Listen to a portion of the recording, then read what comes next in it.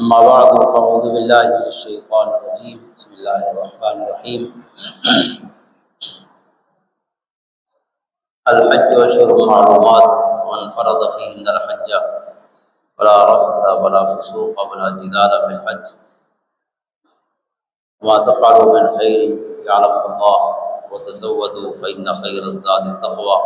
واتقون يا أولي الألباب صدق الله مولانا العظيم إن الله وملائكته يصلون على النبي يا أيها الذين آمنوا صلوا عليه وسلموا تسليما اللهم صل على سيدنا ومولانا محمد وعلى آل سيدنا ومولانا محمد أفضل صلواتك بعدد معلوماتك وبارك وسلم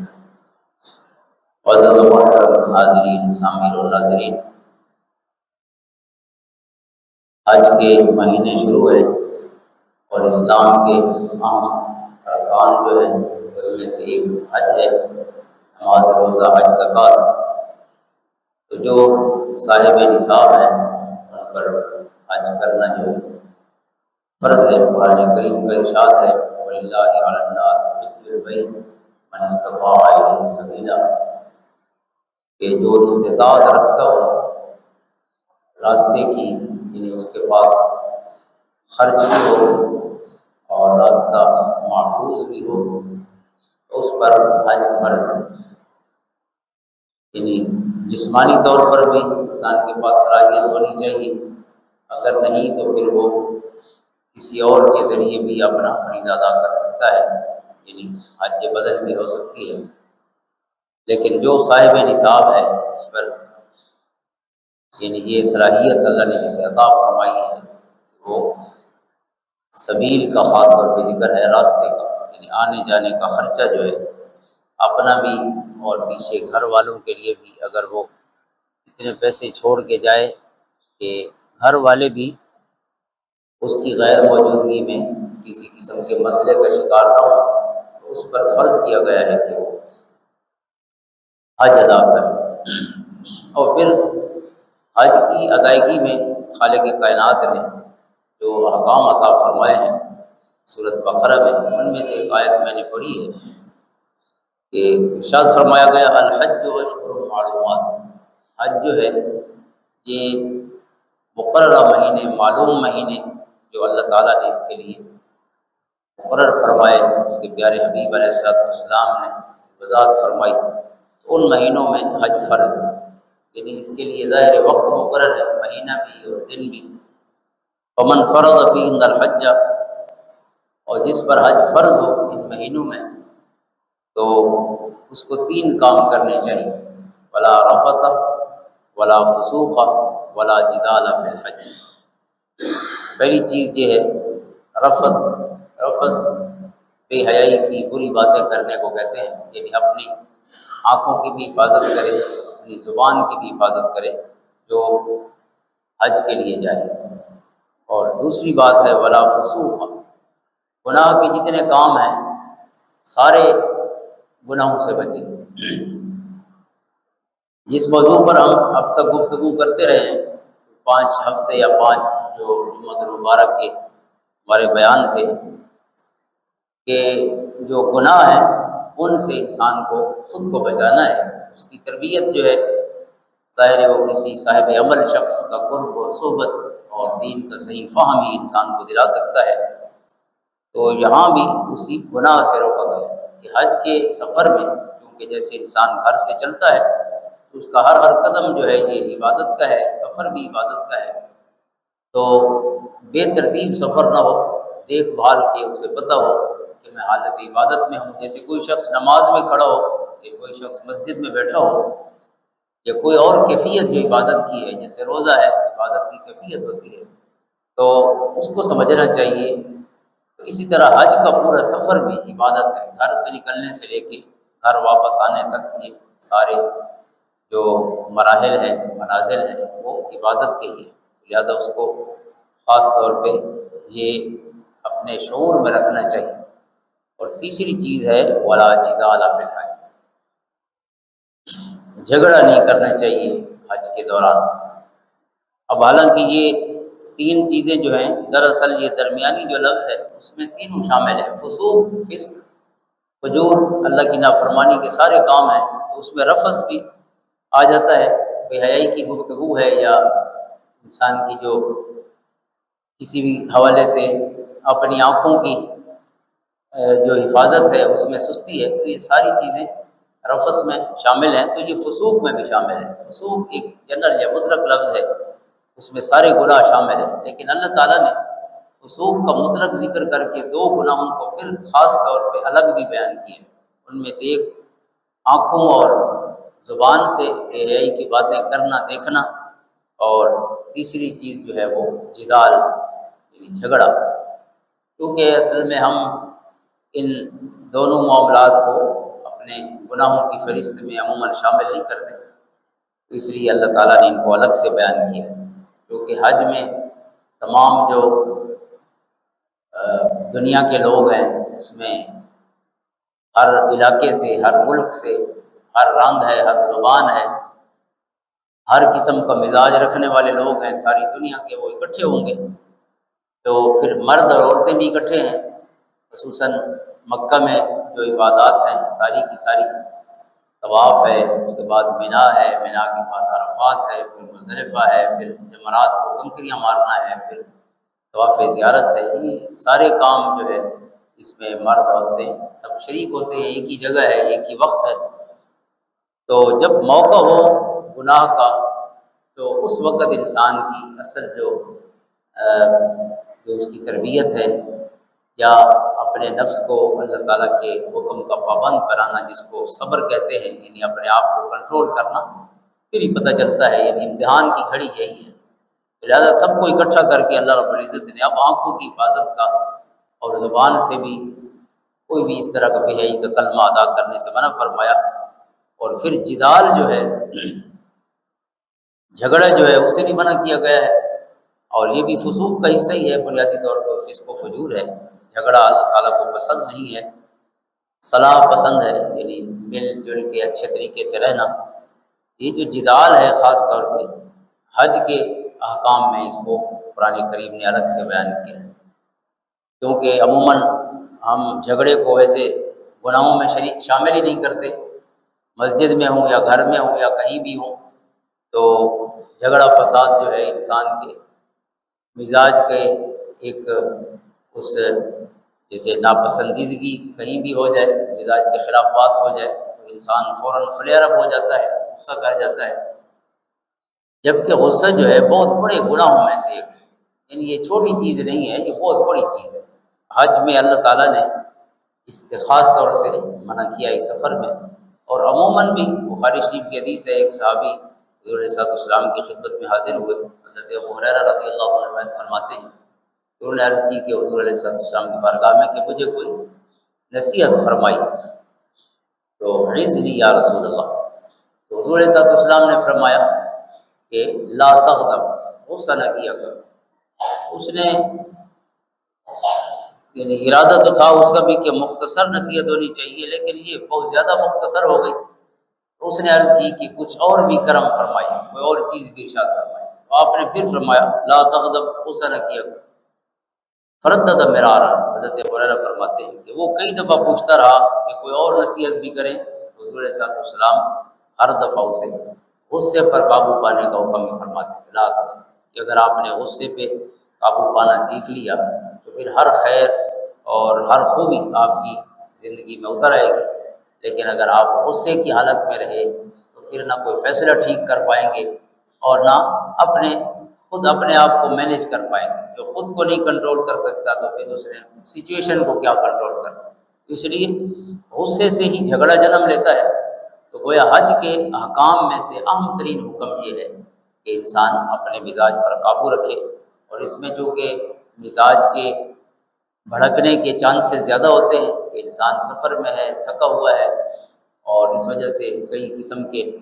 یعنی مزاج کے خلاف کام ہو جاتے ہیں، اور پھر مختصر وقت ہے اسی میں سارے کام کرنے ہیں اور سب نے اسی وقت ہی کرنے ہیں، تو یہ چیزیں ساری جو ہے نا انسان کی تھکاوٹ خود اور ذہنی ٹینشن کہ جب ذہن پہ بوجھ ہو کہ ابھی یہ کام کرنا ہے، وقت تھوڑا ہے، کنکریاں مارنی ہیں، پھر واپس آنا ہے، پھر قربانی کرنی ہے، پھر طواف زیارت کے لیے جانا ہے، یا خود عرفات سے مزدلفہ آنا ہے، یا منا سے عرفات جانا ہے، پھر عرفات میں جو لمحات ہیں جتنے، اس کے بعد پھر واپسی کا سفر، تو یہ ساری چیزیں ایک قسم کا ذہنی انسان پر برڈن اور بوجھ بہت ہوتا ہے۔ تو ذہن میں جب بہت سی باتیں اکٹھی ہو جائیں تو ویسے بھی مزاج انسان کا ذرا تلخ ہو جاتا ہے۔ تو اس لیے اپنے آپ کو مینیج کرنا حج میں خالق نے اس کو خاص طور پہ لازم کیا ہے۔ اور پھر فرمایا وما تفعلوا من خیر یعلم اللہ، کہ آپ بھلائی کا جو کام بھی کریں گے اللہ اسے جانتا ہے۔ یعنی خیر کا کوئی کام بھی انسان جب کرتا ہے تو یہ نہ سمجھے کہ کس نے دیکھا ہے، اللہ رب العزت جس نے بدلہ دینا ہے فرمایا وہ سب کچھ جانتا ہے، چھوٹا کام ہے بڑا ہے لوگوں کے سامنے ہے چھپا ہوا ہے۔ وَتَزَوَّدُوا فَإِنَّ خَيْرَ الزَّادِ التَّقْوَىٰ، اور زاد راہ لے کے چلنا ہے۔ وَتَزَوَّدُوا یعنی انسان جب جائے تو اس کا زاد راہ اس کے پاس مکمل ہونا چاہیے، آنے جانے کا جو بھی خرچہ ہے، ضروریات ہیں، ایسا نہ ہو کہ انسان کہیں جو ہے اسے مانگنا پڑے۔ تو سوال تو ویسے بھی ناپسندیدہ ہے، اور حج کے سفر میں خاص طور پہ انسان کو اتنی تیاری کر کے جانا چاہیے کہ وہ کسی سے مانگے نہیں، اسے خود کفیل ہونا چاہیے اپنے معاملات میں۔ اور بہترین خرچہ اور زاد راہ قرآن فرماتا ہے وہ تقویٰ ہے، فإن خیر الزاد التقویٰ، بہترین زاد راہ جو ہے انسان کا تقویٰ ہے، یعنی اللہ کا ڈر ہے اور خوف ہے۔ یہ اگر دل میں ہوگا تو انشاءاللہ یہ ہر چیز سے کفالت کر جائے گا۔ واتقون یا اولی الالباب، اور مجھ سے ڈرتے رہنا یا تقویٰ اختیار کرنا اے عقل والا۔ تو یہ ایک آیت کریمہ ہے ان آیات میں سے جہاں حج کے احکام ہیں سورۃ بقرہ میں، اور دیگر مقامات پہ بھی سورۃ حج میں بھی حج کے احکام بیان فرمائے گئے ہیں۔ حج کی بنیادی طور پر 3 قسمیں ہیں، حج افراد ہے، حج تمتع ہے، اور حج قران ہے۔ اور پاکستان سے جتنے حجاج کرام جاتے ہیں عموماً وہ حج تمتع کرتے ہیں۔ حج تمتع یہ ہے کہ انسان یہاں سے عمرے کا احرام باندھتا ہے اپنے گھر سے ہی، یعنی یہاں سے جاتے ہوئے اسلام آباد سے جائے یا جہاں سے بھی جائے تو وہ عمرے کا احرام باندھ کے، چونکہ راستے میں ہی ہمارا میقات آتا ہے، 5 میقات ہیں، یعنی 5 وہ مقرر مقام ہیں حرم کی طرف جاتے ہوئے کہ جنہیں بغیر احرام کے بندہ کراس نہیں کر سکتا۔ تو ہمارے لیے وہ یلملم ہے، اور یمن کے لیے بھی وہی ہے، یلملم کی ایک پہاڑی ہے، تو اس سے ہم نے احرام کے ساتھ ہی عبور کرنا ہے۔ اسی طرح جو شام کے لوگ ہیں ان کے لیے جوفہ ہے، اہل مدینہ کے لیے ذوالحلیفہ ہے جس کو بیر علی بھی کہتے ہیں، اور عراق سے آنے والوں کے لیے ذات عرق ہے، اور جو باقی لوگ ہیں طائف کی طرف، اور ریاض بھی اسی طرف ہو جاتا ہے، UAE کے لوگ بھی وہاں سے آتے ہیں، تو وہ کرن منازل ہے اس طرف۔ یہ 5 جو ہے میقات ہیں پوری دنیا والوں کے لیے، جس طرف بھی کوئی آئے گا ان جو میقات ہیں انہیں بغیر احرام کے وہ کراس نہیں کر سکتا۔ اگر بغیر احرام کے کراس کرے گا تو اس پر دم لازم آ جائے گا، یا پھر جہاں بھی آیا ہے اگر بھول کے کراس کر لیا ہے تو واپس جائے، اور پھر اگر واپس جا کے وہاں سے احرام باندھ لے تو پھر بھی احرام اس کا جو دم ہے وہ ساقط ہو جائے گا۔ اور اگر ایسا آپشن اس کے پاس نہیں ہے دوبارہ واپس جانے کا تو پھر اس کو دم دینا پڑے گا، یعنی ایک بکری جو قربانی کے لیے جو شرائط ہے اس طرح کی ایک بکری اس کو بطور جرمانے کے دینا ہوگا۔ تو یہ ایک مسئلہ بڑا اہم بھی ہے میقات کو بغیر احرام کے عبور کرنے کا، جدید دور کا بڑا ایک اہم مسئلہ ہے۔ کئی دفعہ ہمیں فون آتے ہیں وہاں پہ جو گروپس جاتے ہیں عمرے کے لیے یا حج کے لیے، تو وہ زیارات کے لیے چلے جاتے ہیں، مکہ مکرمہ میں جب ہوتے ہیں تو زیارات کے لیے طائف اور بنو سعد قبیلہ ادھر جاتے ہیں، پھر جب واپس آتے ہیں تو بغیر احرام کے آ جاتے ہیں۔ راستے میں چونکہ میقات آتا ہے کرن منازل، طائف کی طرف جائیں تو اسے بغیر احرام کے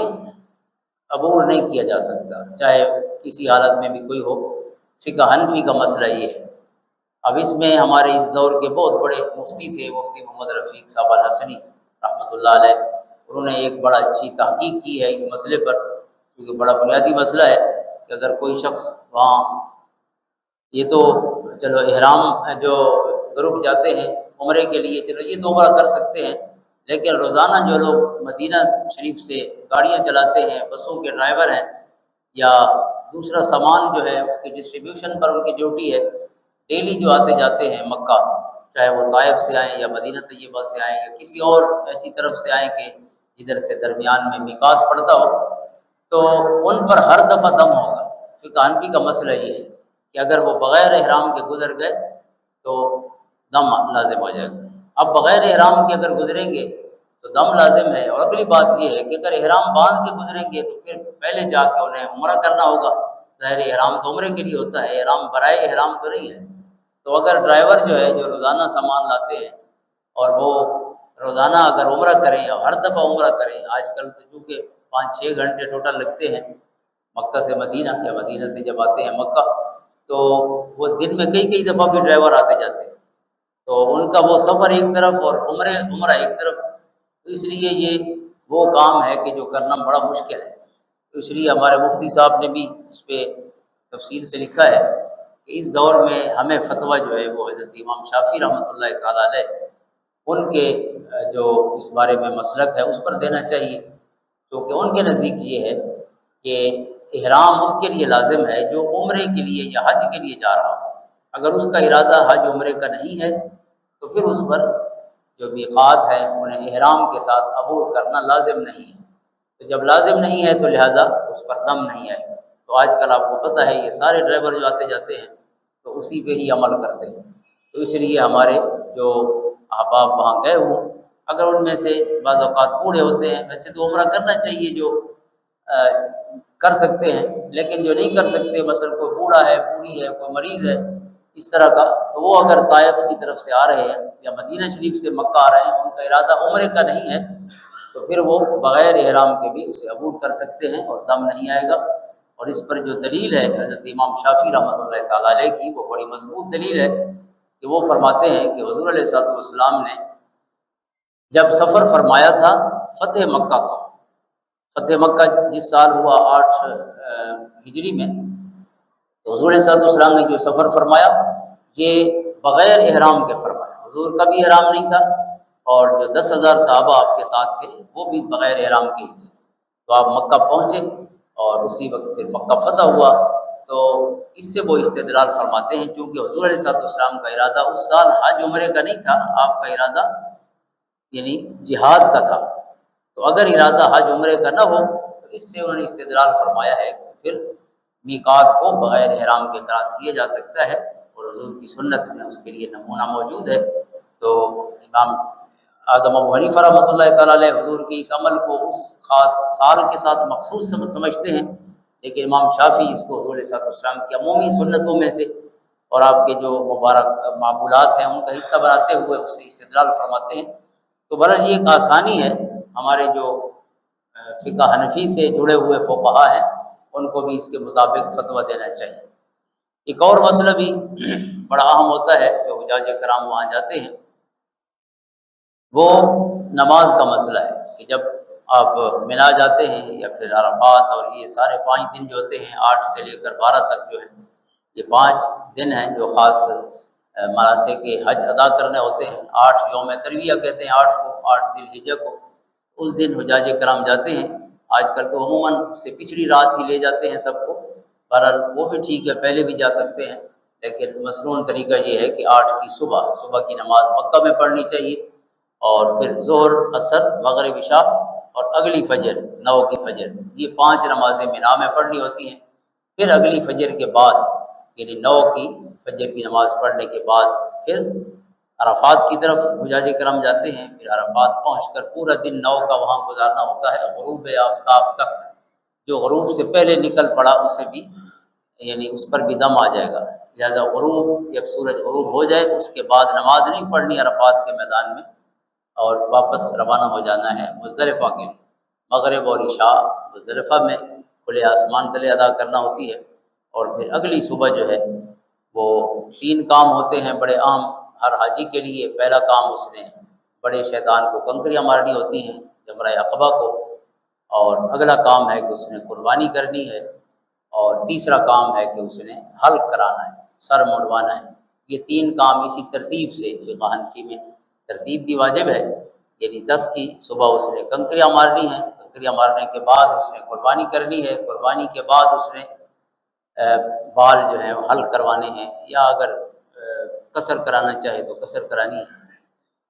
یہ 3 چیزیں ترتیب سے ہونی چاہیے۔ اور چوتھی چیز جو ہے وہ طواف زیارت ہے، اس میں ترتیب لازم نہیں ہے، کنکریاں مارنے کے بعد بھی طواف زیارت کر سکتا ہے، قربانی سے پہلے بھی،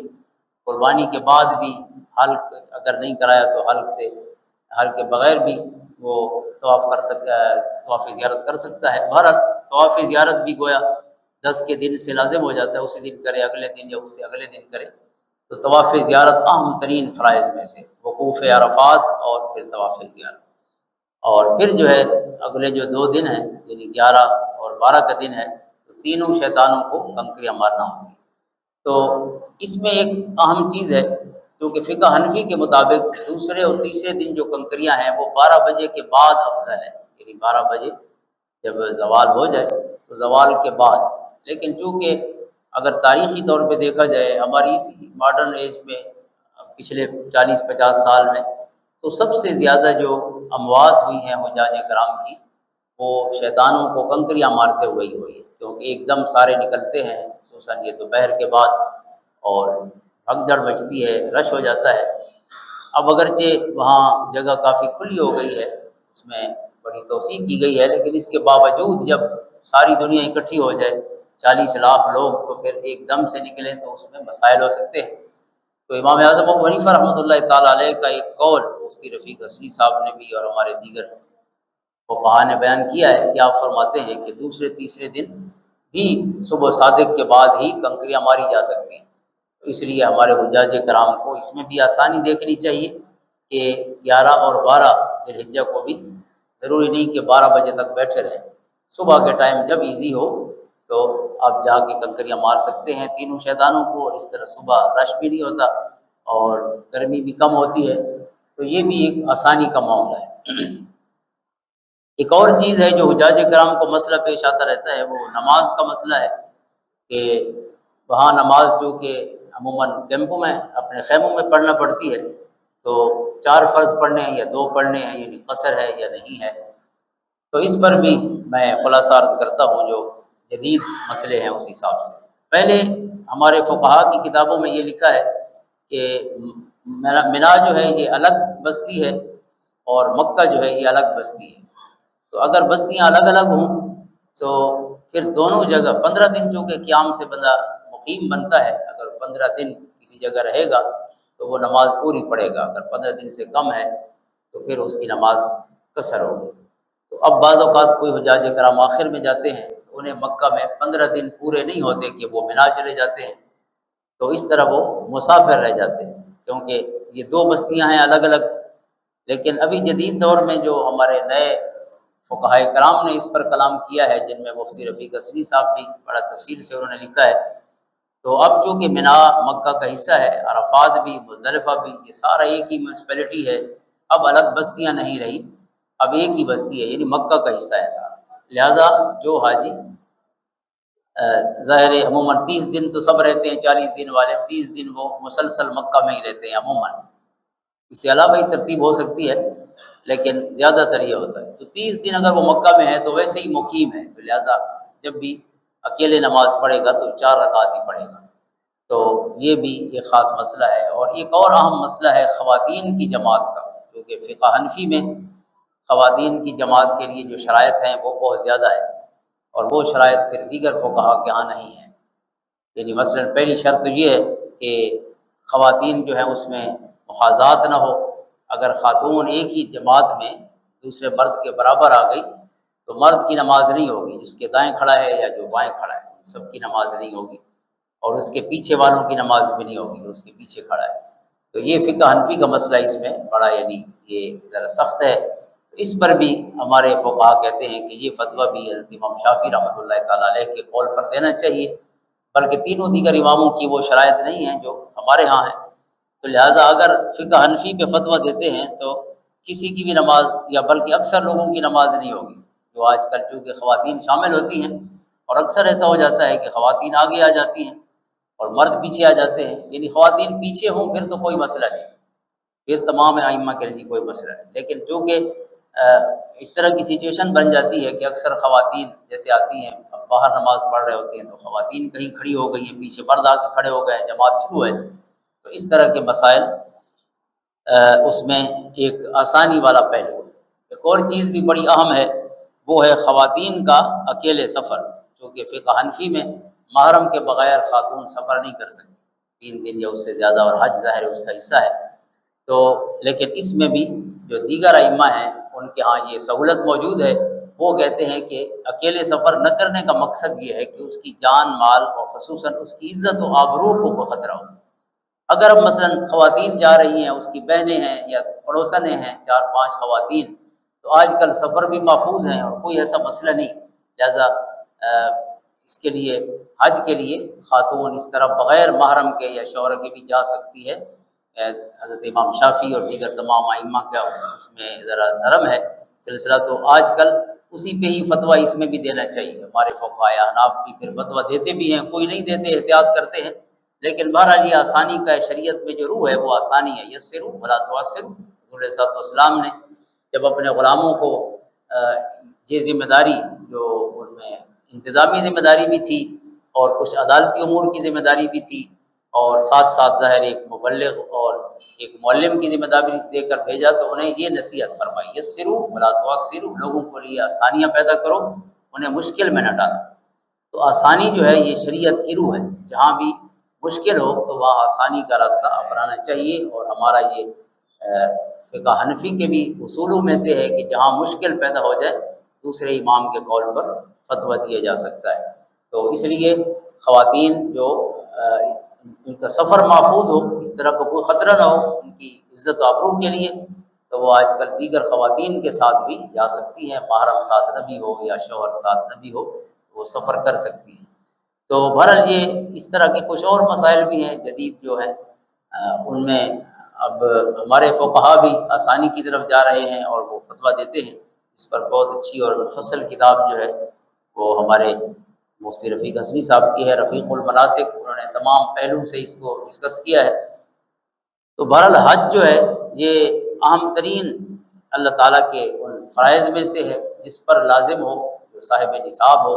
اسے کرنی چاہیے اور جلدی کرنی چاہیے، کیونکہ حج جو ہے یہ قضا تو نہیں ہوتی، جتنی مالی باتیں ہیں وہ قضا نہیں ہوتی، جب بھی بندہ ادا کرے وہ ادا ہی ہوتی۔ جیسے زکوٰۃ کسی نے نہیں دی گزشتہ 10 سالوں کی تو آج بھی دے گا تو وہ ادا ہی ہوگی، اسی طرح اور مالی کوئی اس پر لازم ہے تو یہ حج بھی اس کا حصہ ہے۔ تو اگر حج انسان نے 30 سال تک نہیں کی، اس پر لازم تھی، تو اسے آج بھی کر لینی چاہیے، ادا ہو جائے گی، لیکن غیر ضروری تاخیر نہیں کرنی چاہیے، کیونکہ تاخیر زندگی کا کوئی پتہ نہیں، ہمارے بعد پتہ نہیں کوئی اس کو ادا کرے گا یا نہیں کرے گا بچوں میں سے، تو یہ فریضہ خود ہی ادا کر کے جانا چاہیے۔ اللہ تعالیٰ ہم سب کو یہ مبارک سفر عطا فرمائے، خصوصاً جو صاحب نصاب ہیں، اللہ تعالیٰ یہ ذمہ داری اپنی پہلی ترجیح کے طور پر نبھانے کی توفیق عطا فرمائے، اور اس سال خصوصاً ہمارے جو بھائی پوری دنیا سے اس اہم فریضے کی ادائیگی کے لیے روانہ ہو چکے ہیں، پہنچ چکے ہیں، یہ جانے والے ہیں، اللہ تعالیٰ سب کا سفر آسان فرمائے، قبول فرمائے، اور اس طرح کے بابرکت سفر ہمیں اللہ تعالیٰ بار بار عطا فرمائے۔ آمین۔ اللہم صلی علی محمد وعلی آل محمد وبارک۔